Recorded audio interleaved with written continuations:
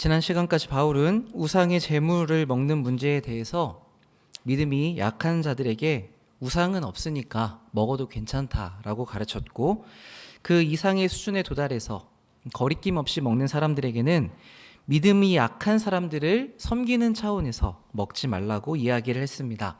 자, 그런데 이 10장에 들어오면서는 분위기가 조금 더 무거워집니다. 고린도 성도들이 세례와 성찬 중에 있다고 해서 너희가 마냥 안심할 수만은 없다고 이야기를 했죠. 거기서 예로 든 것은 출애굽 사건이었습니다.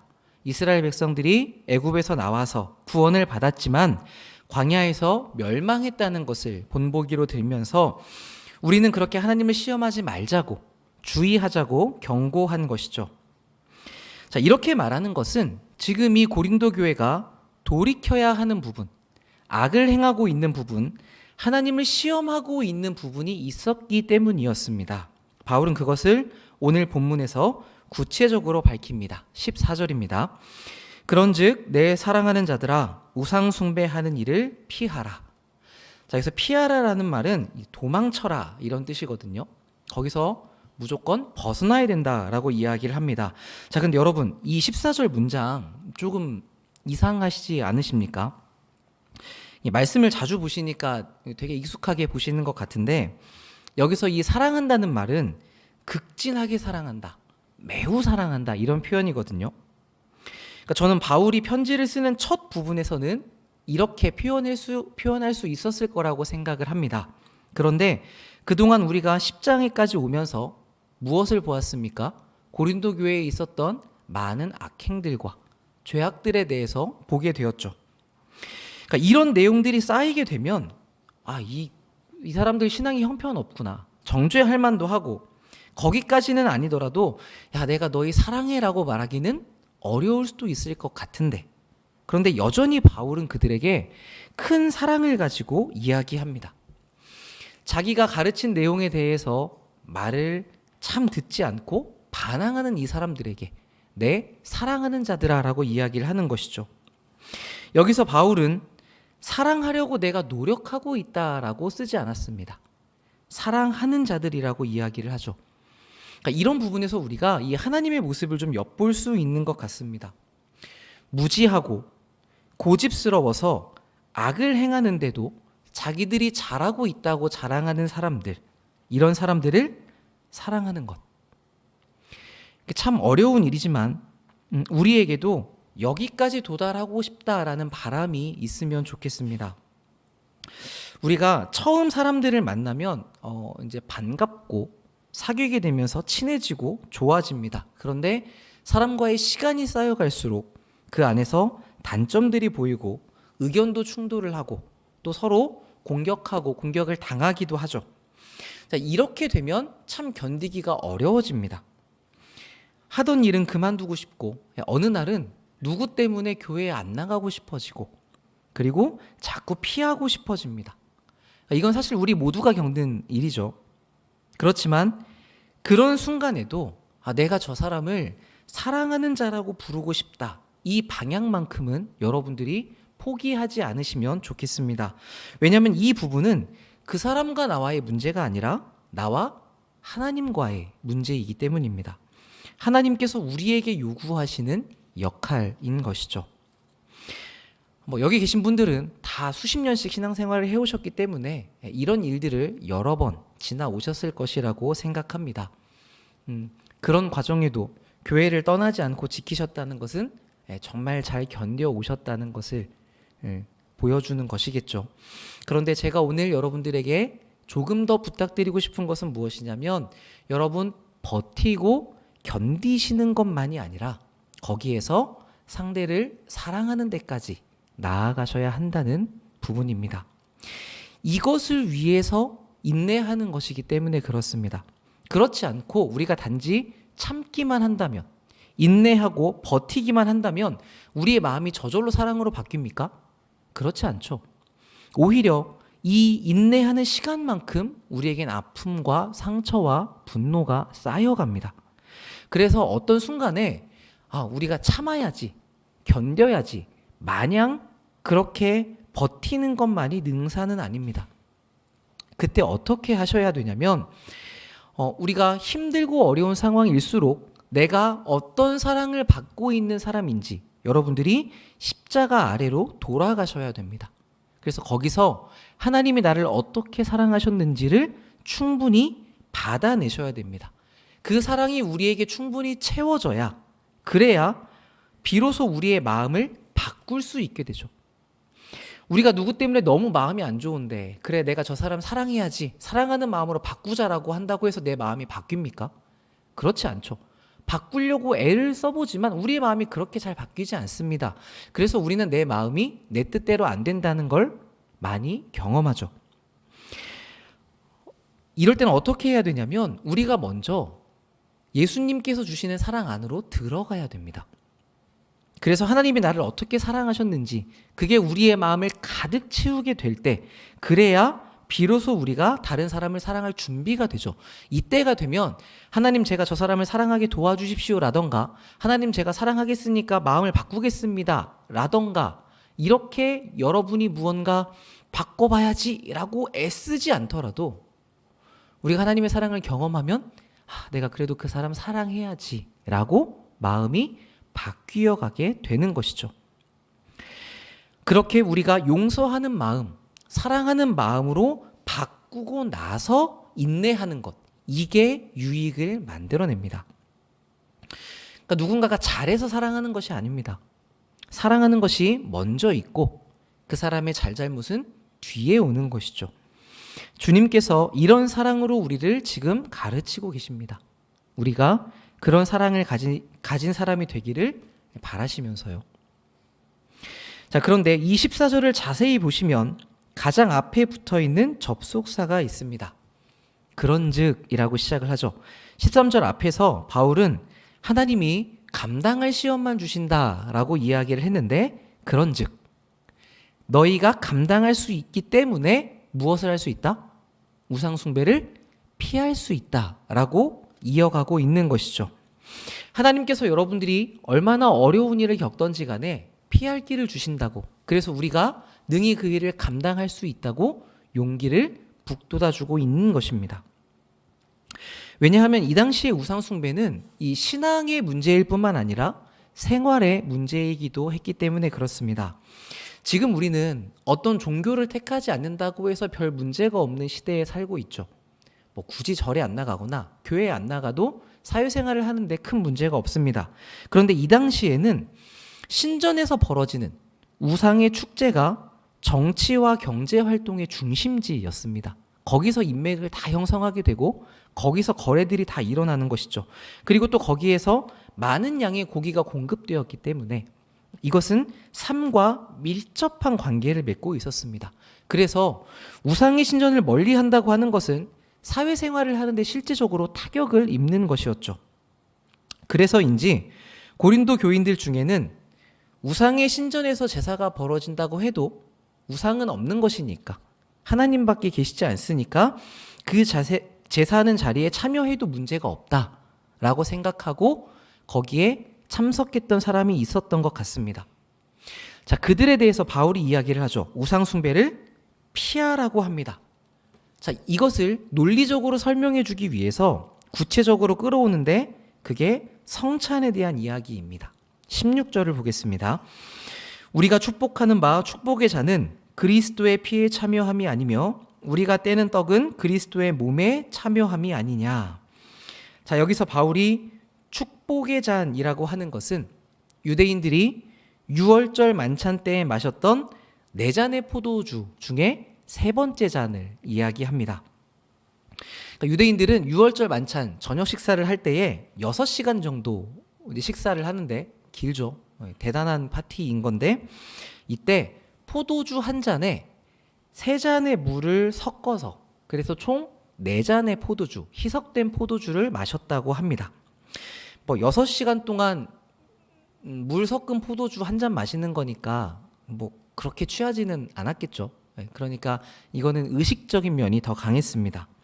그 첫 잔은 시작을 여는 잔입니다. 이 첫 잔을 따르면서 유월절의 예식이 시작이 되는데, 이 첫 잔을 마신 뒤에 손을 씻는 예식이 있었다고 해요. 그러니까 아마도 예수님께서 제자들의 발을 씻기셨던 것은 이때였을 거라고 생각이 됩니다. 자, 두 번째 자는 과거를 기억하는 자입니다. 그 만찬의 자리에 모인 사람 중에 가장 어린 사람이 네 가지의 질문을 던지는데 이 질문의 답은 다 출애굽기 사건과 관련이 있는 내용이라고 합니다.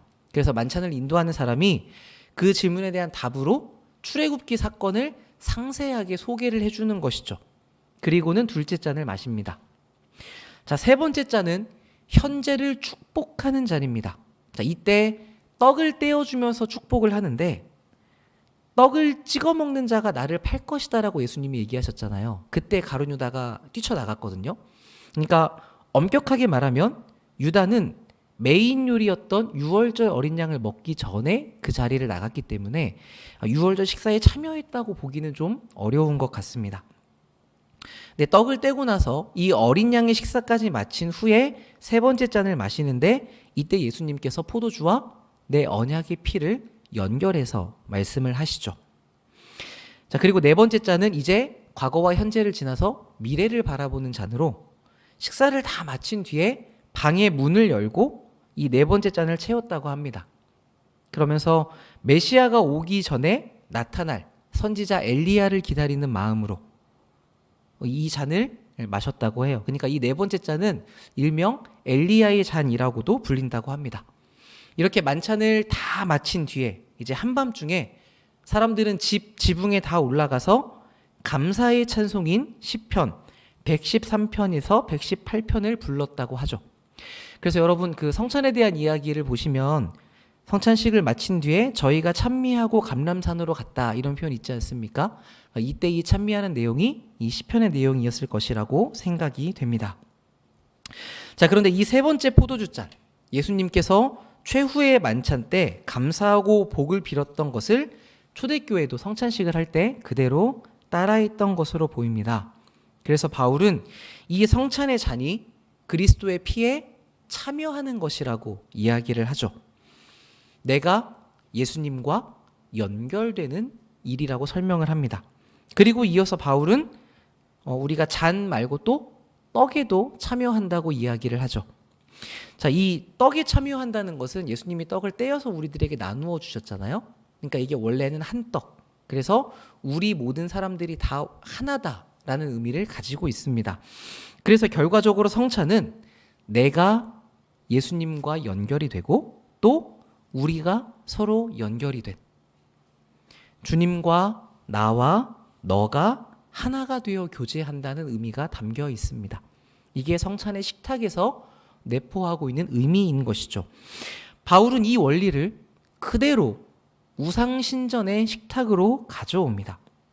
우리가 주님과 함께 먹고 마시는 것이 예수님과 우리의 결속을 의미한다고 하면 우리가 우상의 식탁에서 먹고 마시는 것은 귀신과 교제하는 것과 똑같다라고 이야기를 하는 것이죠. 자, 그러면 조금 혼란스러우셔야 되는데 사실 별로 그렇지 않으신 것 같은데 왜냐하면 앞에서 바울이 우상에게 드려진 제물을 먹어도 된다고 이야기했죠. 우상은 없는 것이니까. 자, 그런데 우상이 없다고 하면 그 우상의 신전에서 먹는 것도 별 문제가 안 되어야 되지 않습니까? 그런데 오늘 바울은 거기서 먹으면 안 된다고 이야기를 하고 있는 거예요. 자, 그래서 우리가 좀 자세히 볼 필요가 있습니다. 19절 우리 정확하게 한번 보겠습니다. 그런즉 내가 무엇을 말하느냐? 우상의 제물은 무엇이며 우상은 무엇이냐? 무릇 이방인이 제사하는 것은 귀신에게 하는 것이요 하나님께 제사하는 것이 아니니 나는 너희가 귀신과 교제하는 자가 되기를 원하지 아니하노라. 너희가 주의 잔과 귀신의 잔을 겸하여 마시지 못하고 주의 식탁과 귀신의 식탁에 겸하여 참여하지 못하리라. 아멘. 자, 여기서 바울은 귀신이라는 표현을 사용하고 있죠. 이 부분이 차이가 있습니다. 자, 우상에게 바쳐진 제물, 쉽게 얘기해서 그리스 로마 신화의 제우스라고 해봅시다. 여러분, 제우스라는 신이 정말로 있습니까? 아니죠. 그러니까 참신은 하나님 말고는 없습니다. 그런데 하나님이 창조하신 피조물 중에서 천사와 귀신은 존재하죠. 즉 하나님과 같은 위치에서 하나님과 제우스라는 신이 있는 것은 아니지만 유일하신 하나님이 아닌 다른 신을 숭배하도록 만드는 일은 그 배후에 다 뭐가 있다는 얘기예요? 귀신들의 역할이 있다는 얘기예요.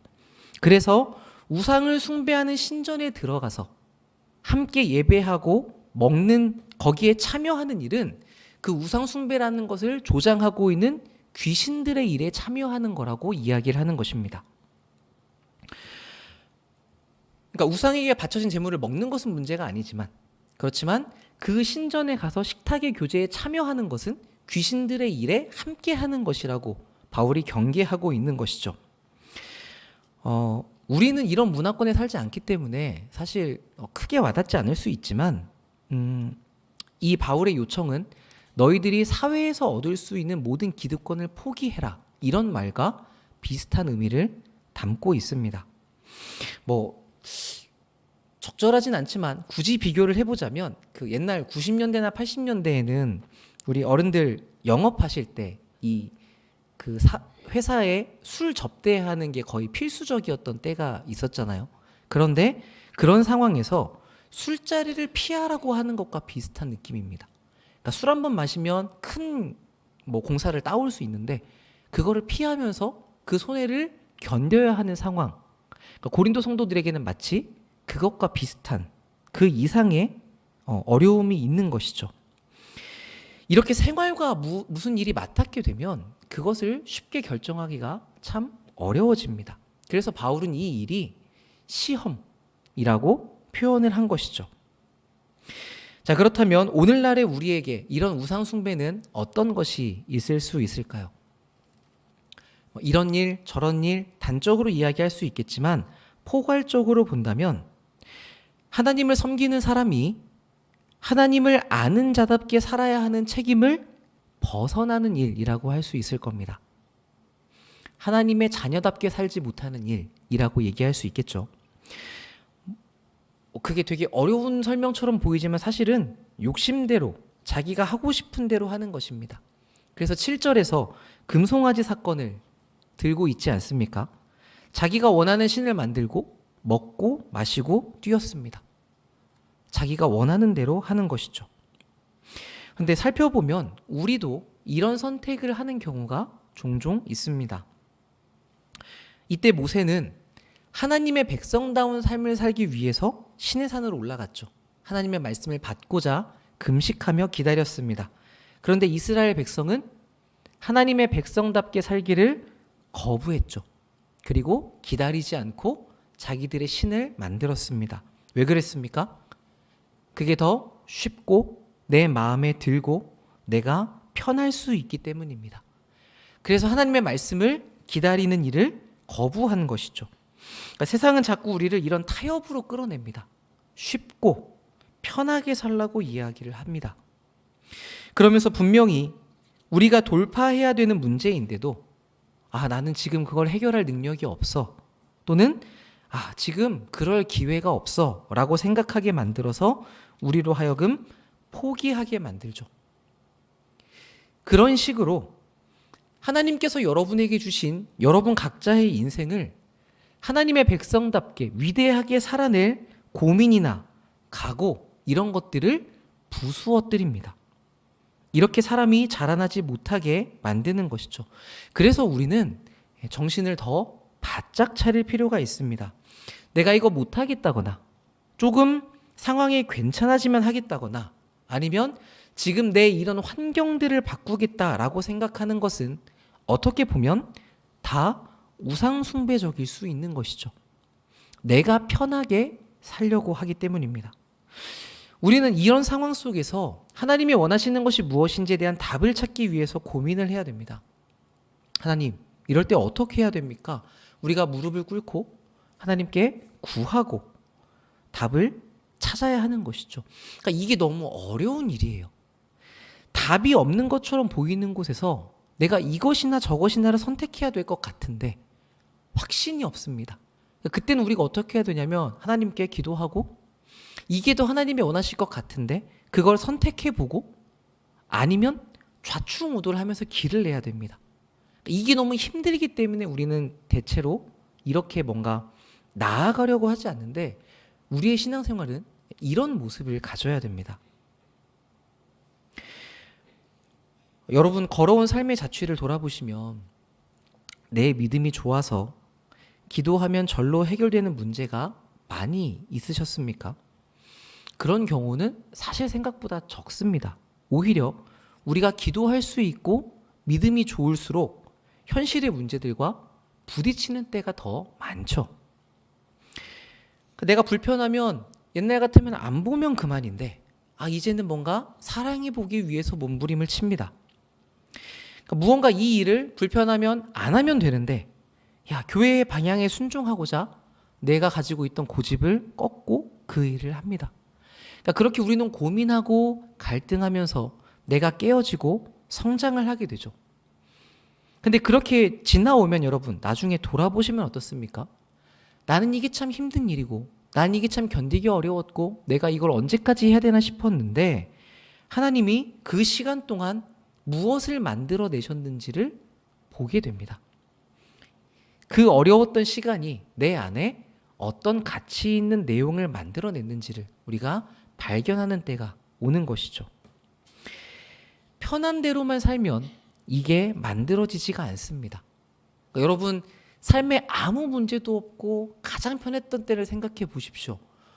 정말 힘들지 않았거든요. 그런데 그 시기에 여러분이 얼마나 자랐고 얼마나 성숙하셨습니까? 그렇게 시간이 지나가게 되는 경우가 있죠. 유익이 없이 시간을 지불하는 것을 성경은 낭비라고 표현을 합니다. 그래서 바울은 우상 숭배를 피하라고 말하고 있는 것입니다. 우리가 세상을 살면서 가져야 되는 시각이 이러해야 되지 않나 싶습니다. 신앙생활은 쉽지 않습니다. 시험거리입니다. 예수를 안 믿으면 우리가 별 거리낌 없이 살 텐데, 그런데 예수님을 믿기 때문에 우리가 넘어설 수 없는 갈등들이 생깁니다. 그래서 예수님이 좁은 문이라고 하셨죠. 그 길은 좁고 협착하여 들어가는 자가 적다고 하셨습니다. 그런데 이런 것들은 어려운 일이지만, 그렇지만 하나님께서 도와주시기 때문에 우리가 감당할 만한 일이 되는 것이죠. 여러분들의 삶에는 이러한 신앙적인 돌파가 있으십니까? 삶의 현장에서 지금까지 쌓아오신 그리스도인다운 증거들이 얼마나 있으십니까? 자, 이렇게 가기 위해서는 우리가 우상을 피하는 것, 좀 더 구체적인 방향성이 필요할 것 같은데, 우상을 피해라라고 할 때에는 단지 그것을 하지 마라 정도에 그치지 않습니다. 반대로 뭘 더 열심히 해야 될까요? 귀신의 식탁에 참여하지 않는 것이라면 우리가 주님의 식탁에 참여하기를 더 애써야 하는 것이겠죠. 이게 바울이 이야기하고 있는 참여, 연합의 부분입니다. 여러분, 우리가 교회에서 그리스도에게 참여하고 한 몸으로 있다는 것이 구체적으로는 무엇을 의미하는지 말씀하실 수 있으십니까? 대부분 우리는 좀 추상적으로 생각하기 쉬운데, 이 말에는 하나님께서 우리에게 이루려고 하시는 목적에 우리 공동체 전체가 같이 붙들려 있다는 의미가 담겨 있습니다. 그러니까 나만 잘해서 이 목적을 이룰 수 있는 게 아니라 내 주변에 우리가 다 하나님이 이루려는 목적에 묶여 있다는 것이죠. 그래서 우상의 재물을 먹는 문제를 다룰 때에도 다른 신은 없고 먹어도 되지만 형제를 위해서 자유를 절제하라고 하는 것입니다. 아직 여러분만큼 신앙이 성숙하지 않은 사람들을 위해서, 근데 우리가 한 세트로 묶여 있기 때문에 그들을 섬겨줘야 된다는 것이죠. 자, 보통 이런 일이 생기면 우리는 마치 나는 그러지 않아도 되지만 내가 저 사람을 위해서 이렇게 섬긴다라고 여기기 쉽거든요. 그런데 여러분, 뒤집어서 생각해 보십시오. 사실 이 일은 우리로 하여금 우상 숭배를 적극적으로 피하는 일이 됩니다. 욕심대로 나만 위하고 나만 가지 않고 나만을 내려놓고 다른 사람들을 섬기는 예수님의 사랑을 실천하는 일이기 때문에 그렇습니다. 그래서 우리가 예수님을 믿는다라고 할 때에, 여러분이 예수님을 내 주인으로 모신다라고 고백할 때에는 거기엔 내가 가진 자유를 그렇지 않은 지체들을 위해서 사용하겠다는 내용이 반드시 포함되어 있게 되어 있습니다. 왜냐하면 여기 모인 분들은 다 실력자가 아니기 때문에 그래요. 그렇죠? 우리가 교회 들어올 때 시험 치고 들어오십니까? 그렇지 않죠. 우리가 일단 들어와서 시작을 합니다. 생김새와 성격과 실력이 다 다릅니다. 합격선을 넘어서 들어온 게 아니라 아무나 모여 있습니다. 근데 우리가 왜 모여 있냐면 딱 한 가지 이유 때문이에요. 뭐 때문이죠? 네, 예수님을 믿기 때문에. 예수님을 나의 구원자로 믿기 때문에. 그 단 하나의 이유 때문에 하나님 우리를 묶어주셨습니다. 그러니까 나도 내가 예수님을 믿는다라는 고백으로 교회에 왔다면 교회가 흠이 없고 자랑할 만한 곳이어야 한다라고 생각하셔서는 안 됩니다. 그런 사람은 거의 없습니다. 그러니까 갈등이 생길 수밖에 없겠죠. 그래서 우리의 역할들이 생기는 겁니다. 불만이 생기고 불평이 나오죠. 그럼 우리는 보통 도대체 우리 교회는 왜 이런가? 라고 생각을 합니다. 자, 이때 여러분 어떻게 생각하셔야 된다고요? 우리를 묶어두신 하나님이 내가 이해할 수 없는 저 사람과 나를 한 세트로 붙여서 한 교회가 되기를 요구하고 계시는구나. 이렇게 생각하셔야 되는 겁니다. 우리는 대부분 하나님이 만들어주신 상황으로 들어갑니다. 국가나 가족이나 우리가 처하는 어떤 상황을 내가 결정하는 일은 별로 없습니다. 하나님께서 그 상황을 다 만들어 두시고 거기에 우리를 두시죠. 그러니까 거기에 놓여있는 우리가 물을 것은 하나님, 왜 나를 대한민국에 태어나게 하셨습니까? 왜 나를 이 청담동에 있는 교회 안에 두셨습니까? 가 아니라 하나님께서 두신 이 자리에서 제가 어떻게 하나님의 뜻대로 살아가야 할까요? 이걸 물어야 하는 것이죠. 그러니까 교회 안에서도 마찬가지입니다. 와, 하나님 어떻게 저런 사람을 만들어서 제 옆에 두셨습니까? 세상에 어떻게 이런 원수를 붙여두셨습니까? 이렇게 얘기할 게 아니라 우리를 이미 연합하게 만드셨으니까 내가 저 사람과 함께 어떻게 이 길을 가야 할까요? 이 부분을 고민하셔야 되는 것이죠. 말로만 한 몸이 아니라 우리가 진짜 영적인 가족이기 때문입니다. 그래서 여러분이 예수 안에서 부름을 받았다면 이 일은 반드시 감수하셔야 됩니다. 내가 예수는 취하고 형제를 버리는 일은 불가능하기 때문이죠. 오늘 이 말씀을 깊이 생각해 보시면 좋겠습니다. 여러분은 주님의 식탁에 앉아 연합을 이루어 가고 계십니까? 아니면 귀신의 식탁에 앉아 내가 원하는 것을 채워가고 계십니까? 세상에서 둘 다 놓고 있지 않는 우리의 모습이 있습니까? 그러면 거기에서의 돌이킴이 필요할 겁니다.